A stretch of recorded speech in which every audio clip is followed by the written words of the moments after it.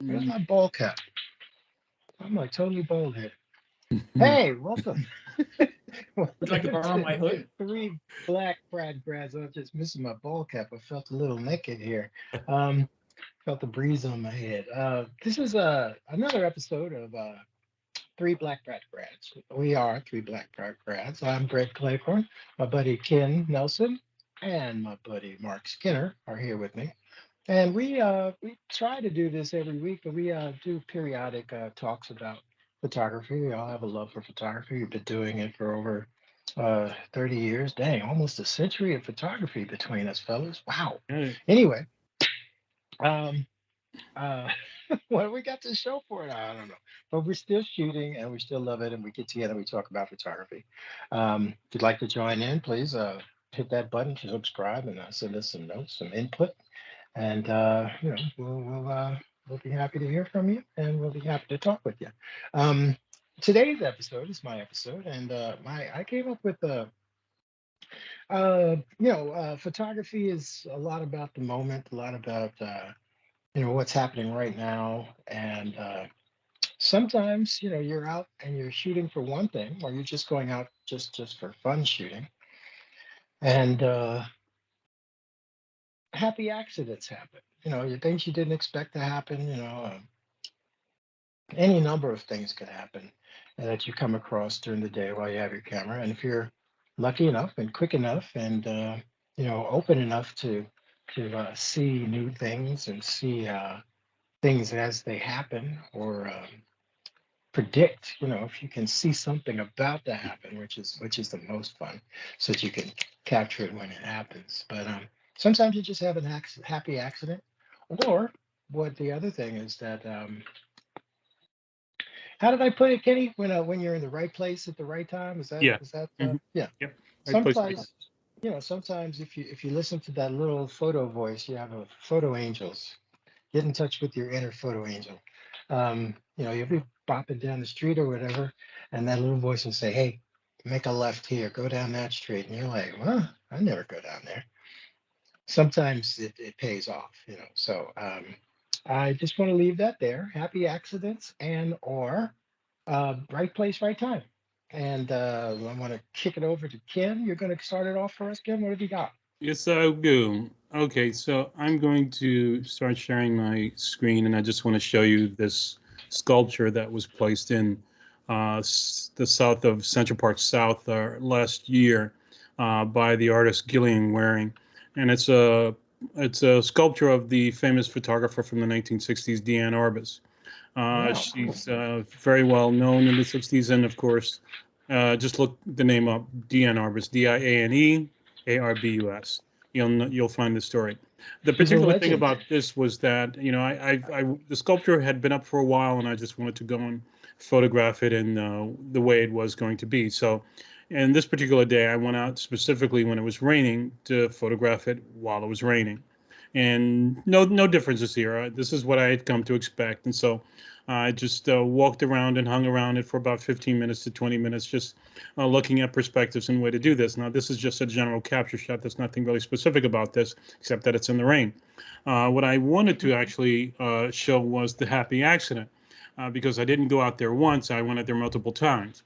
And so when you see it like this, I present this as the shot in which the way the artist presented it to us. And the happy accident happened the next time I went out, which was when I had gone out and someone had done something to it, and I was surprised. I didn't know what to expect that day, but I didn't expect this. So this is the happy accident, and I was just enthralled by it. So It tickled you, didn't it tickled me, and it wasn't what I was expected, but I was happy that what I saw, and I felt a little bit unique because I wasn't sure how long this stayed this way. it? So I just figured it was privy to me, and so I don't modify anything I see. I just take it as it is. So whoever did this did it for me, and whoever took it off, if they did, took it off after I left. So I don't know who else photographed it that way. So I enjoyed this for what it was, and a great happy accident that I think I was one of the select few people privileged to see it in this particular way. So I'm happy about that. Another You separate gotta thing. be you gotta be a little twisted up here to see silly things too. So it's Well, not just yeah, because some yeah, you people have to would think walk past it someone, and not even get it. yeah, someone has a very weird sense of humor, or a couple of people have a weird sense of humor, to put it like this. But hey, I'm not one to, wish anything bad. I just thought it was an interesting No, thing. that's fine. Uh, I Go think for it. it's interesting that that person felt that they should, cheer up the figure yeah, that was in that photo, yeah, because the three of us know that she was she suffered from a lot of mental illness and ultimately had killed herself. But I wonder if the person who did this, or the group of people who did this, did they know her backstory, or actually her story? It wouldn't be a backstory, but did they know her story, or did they just feel that this particular sculpture looked very sad and could use some cheering up in some way? I think the artist Gillian Werin made it a point that she was not going to put this on a pedestal, so it's at ground height. It's on the ground. Anybody can walk up to it and interact with it in whichever way they feel necessary. So that's part of it. Also, it's at 59th Street and 60th Street and Fifth Avenue. So it's in the middle of Midtown, right? Okay. Right where all the Oh, yeah. tourists go. And this is a standard place where they Fifth. show public art. So that's where it is, and it's accessible to anyone. So this is what happens when you make it accessible to anyone. And I just thought it was kind of an interesting thing. And I just wanted to share one more image with you, and I think it's happy accidents are, as a street photographer, you come across quite a few things in your right. So this is, of What the course, as you heck? know, I shoot from the hip, right? Uh, And so happy accidents happen when sometimes you're just not sure what you've seen or what you shot. I just was going on energy in this particular frame, and lo and behold, in the editing process, you sort of see something that tickles your fancy a little bit, and I was like, "Holy cow! Okay, so this is a cool happy accident." The bag, of course, says this bag contains my face, and of course, the person who's holding the bag, their face is cropped, so it has this little sort of funny thing about it, which is okay. Now I'm assuming that the person's head is in the bag. Of course, it's not, but that play on words and that play with the fact that the person's head is cropped makes an assumption about the image. So I just thought okay. that was a Right. cute, not But happy it's accident. important to mention that the face is cropped not in the edit, because you did say you saw it in the edit, but it's cropped in the initial capture, and then Yeah, you discovered yeah, the qualities of this image in your edit when you yeah, were going through your selects and yeah, trying to discern what was great and what was not. I yeah, I was more interested in that weird little hand underneath her, underneath her arm. yeah. What is that? Okay, but that's Well, just that me. sort of plays in. If the person has no head, then the person can't see, so they're being led by the leader. Gotcha. Okay. All right. All right. And So it basically is the person's being led by the leader, regardless of whether they have their face or head or not. But it's just so a nice, practical, this is interesting joke. So like a that's my joke happy. inside a joke. That's my happy accident. Okay. Thanks for sharing those, Kim. Very, very cool stuff. All And I right. thought it interesting that you went to the sculpture in the rain. Now, what was your thinking in terms of going to photograph that particular sculpture in the rain? Different perspective. It doesn't rain every time, so what I want to do is I want to make sure I approach the image slightly differently than standard, and slightly differently when standard would be to photograph it in bad weather conditions. And so I just went out there with the purpose of photographing in the rain and sort of having that sort of drip in front of it to give you that added depth of just being different than a standard photograph of a not to documentary photograph of an. accentuate Yeah, an emotional effect. yeah, You just wanted the atmospheric. yeah, Okay. Cool. yeah. All right, Mr. Skinner, you're up. Mr. Pratt All right. Hoodie, Okay. what have you got up for us? All right. This was a photograph that I took with a cell phone, and it was originally a square. And I happened to see this at something in the morning, maybe 6:40 in the morning. On my way to work, I just happened to notice out the corner of my eye. So I looked up and I kind of zoomed in with the phone a little bit and did the cropping there and took the photograph. I thought it was interesting to see all these cherry pickers together like that. It's something you don't necessarily see every day. All of them sort of perched in that way together. So I thought it was interesting. Okay. Yeah, And, looks like a musical symphony of some sort. Mhm. so that's all there is to that, and it was interesting. And then the second So photo, that's your happy accident, or is that yeah, your right basically place, for right me, the time? idea of the happy accident was, when you take a photograph, there's a lot of joy that goes into that experience, as you both know. And so sometimes something just catches your eye. I had no intention of going to this location to take the photograph. It's truly something I discovered. Now, truthfully, I'm sure it's still there now in some iteration. Maybe the cherry pickers aren't exactly in that spot as they were when I took this photo, but I'm sure because it's a place that rents out cherry pickers, I'm sure they're there. Maybe not all of them, maybe more. I don't know. But in this particular instance, it was the first time I had noticed all of them together like that, Mm. and I felt, wow, this is a really interesting composition that bears photograph. So. But there's also something about the verticality of it and these things that are designed to help someone get to a high point, and there's nobody in it. There's a lot. I don't know, maybe psychologically going on, but it's an interesting shot. So I'll just leave that alone. Well, they're empty baskets, but they're all up. Mhm, And mhm. I would have thought that something like that would have been stored closer to ground myself. So you do make a good point. Mhm. Okay. So, Kids will get in and jimmy them up. But go ahead. What do you got? and so in this case, we're taking the shadow of something that's a little higher up off the ground than the ground level, and it's casting a shadow. And there's a similarity to these two. I mean, it's not necessarily a diptych, although they could. One's in color, one's in black and white. But the framework of the actual piece of equipment that's being photographed is evident in the drafting that I've applied to the photograph. If you think of it as an illustrative tool.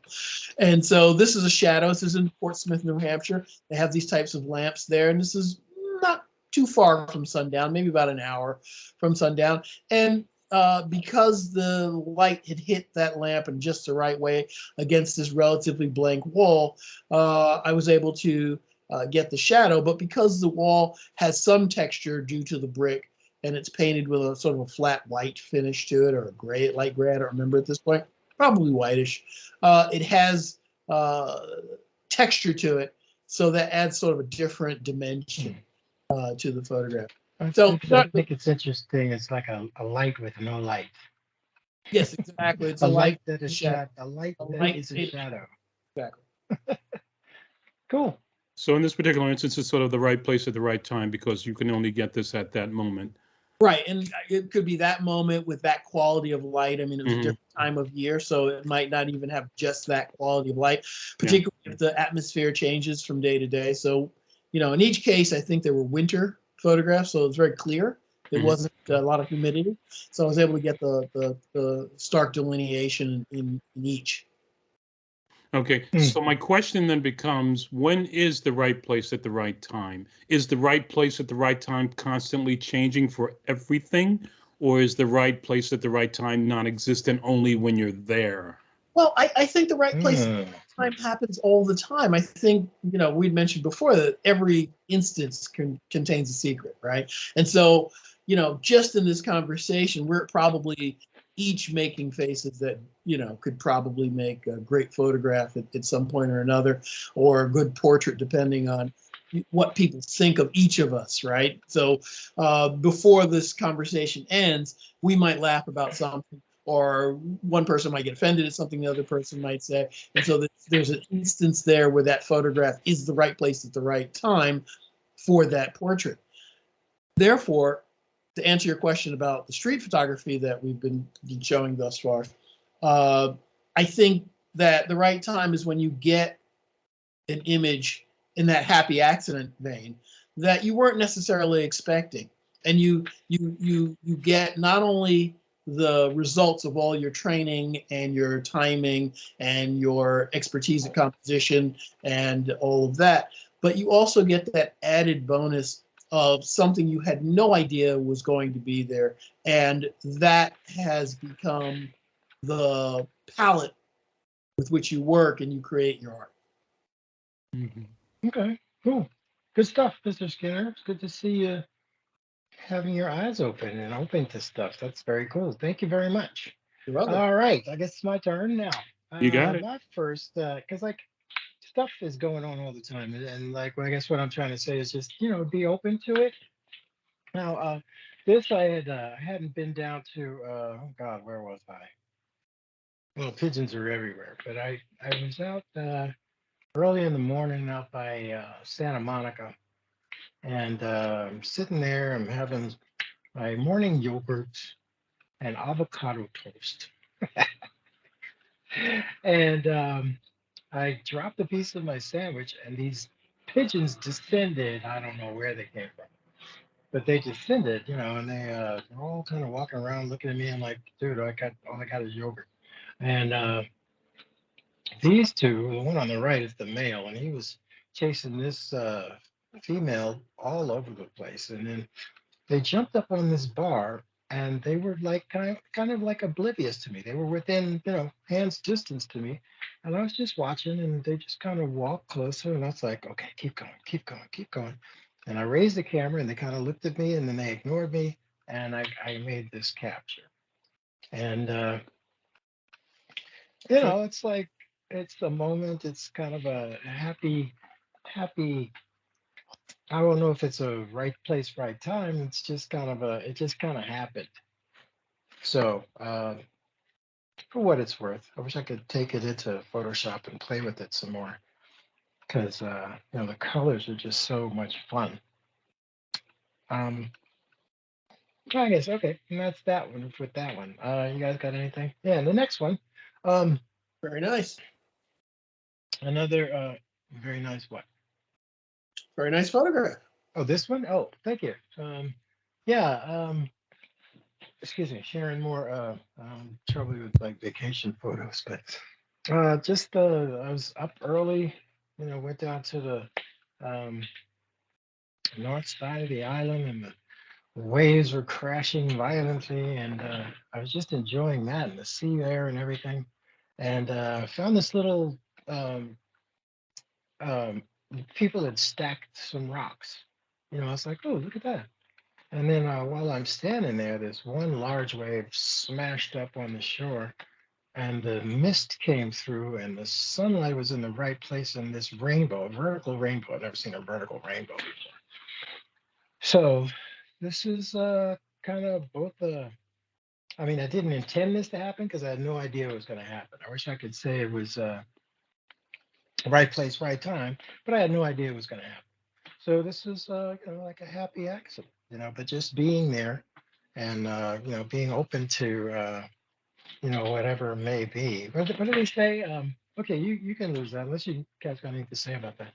I think it's amazing that you were able to catch so much clarity on the left side of the image, and then on the right side of the image, there's enough humidity to create that what do they call them, a sunbow or rainbow, right? But it's amazing because you don't really have that every day. Or my question then becomes to you, how long did it take for you to get this image, and how long did it last? I mean, obviously, with my shadow photo, it's probably about an hour where I could take that photo. So I'm not trying to count that way, but well, it happened. I won't say every time there was a big wave, but Okay. I was very patient, and I would chase it because I would see one after I saw that one. I began looking for them, and I would see one further down where the waves were coming up a little bit higher on shore, but it didn't have the elements, the man-made thing in the foreground, the peak, the kind of like I was thinking that leprechaunish thing, follow the end of the rainbow. I was looking for that pot of gold, but no gold. And so it took, I don't know, I stayed out, I stayed out there all morning. But for that image, I stayed out there for Better part of an hour, half an hour to an hour. I was just enjoying the morning air, morning everything about that. So, I mean, at this point, was it safe to say that a certain element of what we call street photography has to do with, I shouldn't say pitting your photographic skill against, but sort of trying to find the fusion between your photographic skill and serendipity? I don't even think you have to have the photographic skill. I think just the serendipity and being aware of the serendipity, or because yeah, and depending on what your perspective is on serendipity, whether it's making fun of something or seeing something that is quite incongruous to the moment. So that could be the case, but some people would falter on the side of hilarity versus sincerity or genuine just serendipity.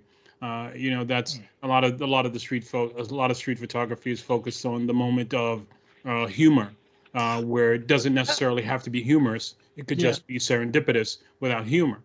Well, that tends to be a lot of And fine art in general these days, right? There are a lot of gags that are yeah, kind of, yeah, sort Well, of. there's visual gag, sure, because I've seen, there's a shark painted on the side of a wall, and there's a staircase going up to it, and there was a guy standing underneath the open yeah, mouth of the shark, yeah, and the way he framed it, it looked like, he yeah, was in peril, but it does have to do with the skill of the photographer to be able to catch the moment, one, to see the moment first. That's yeah. that's the big thing, Hmm. because you're a lot of people's eyes, and I'm sure you guys have been out and you're looking, you're like, oh my gosh, look at that. Hmm. And people are like, okay, what? You know what I'm saying? So if a lot of it is, where your eye is, where your mind is, and, you know, your ability to capture it. So serendipity is great, but it does sometimes, because like even that last shot, I when it came up the first time, the rainbow was slightly askew away from that structure. So I kind of repositioned myself, and I was like, please, please, please, please, please, please happen again. And I waited and waited, and it came up. So some of it is the photographer, some of it is serendipity, and I think that's part of the fun of street shooting, because you never know what's going to happen, and you got to be, you know, in the moment. So Yeah. yeah, Well, yeah. I mean, but it also differentiates a lot of this from landscape or cityscape photography, where a static image doesn't tend to have the potential to change. I mean, you're counting on the static image remaining intact until the viewer can see it with a landscape or a cityscape. And so that, there's an integrity of the image being true to what's there at the time of viewing, in most instances. Where in street photography, even if you're photographing static images like a fire hydrant, there's usually some sort of potential for change or something kinetic happening within the frame, so that you get a sense that there's an impermanence to what you're seeing, and that you're capturing a particular moment in time, right? Yeah, but I'll venture that by stating that depending on what your version or what you perceive as cityscape, because I think cityscape can encompass anything from a skyline to an individual building, to just an individual entrance to a building, where the building is the centerpiece and not necessarily the people who inhabit it. And so therefore, I'll make the note that a fellow street photographer, I was out this weekend, and I was in Manhattan, and we had run into each other, and he was stationed at a specific spot to get a specific type of image. Well, lo and behold, he's standing on the corner. And of course, what happens? A car comes up and parks itself right in front of him. So therefore, it blocked his perspective. He Right. lost whatever perspective he was trying to obtain.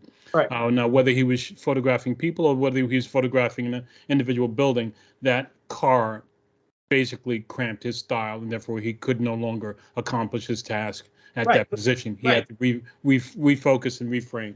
Right, but at that point, he's no longer, he's attempting to create Right. architectural or a cityscape photograph. The kinetic energy of the city alters his view, but Yeah. the idea is that had he been a little quicker and was able to get that photograph, the idea is barring a person walking into his frame or a car moving into his frame, the street and the buildings that are there would remain. And if we went back to that same spot, we would basically see it. But in our case, oh, maybe there's a building there or someone else. But with a street photograph, as you mentioned, the idea is that the energy is part of what's being photographed, or the potential for movement is being photographed, and that's what differentiates it. I'm back. You're not looking for the potential for movement unless it's a waterfall or something like that. Sorry about that. I had the phone in the sun, and it overheated. Right, or a Are we sunset. still recording? Yeah, we are. Okay. No worries, no Oh, worries. sorry. What did I miss? Well, we were just firming up Mark's explanation, and I was just we were just talking about street photography and how serendipity can change and be altered. And I made a point that a photographer that I had met on the street was waiting, standing in a specific spot, but got blocked by a car that decided to park in front of him. So therefore, his perspective had changed. And so Mark was just answering or responding to that particular statement that I made. Okay. All right. Cool. Mm-hmm. So, are we there? Are we gonna wrap it or? Well, it's your show. Yeah, we can wrap it, Greg. I think we've ran out of time for this episode, but happy accidents and right place, right time. All I got to do, like I always say, keep shooting, get out there. You never know what's going to happen, and like they said in journalism school, if it happens and you didn't capture it, it didn't happen. So keep shooting, keep your eyes open, and be open to new stuff. I'm Greg Claycorn. We are the three Black Pratt grads. Pratt Institute in Brooklyn, New York. That's Kenny Nelson, and that's Mark Skinner. I'm Greg Claycorn, and we'll see you next time.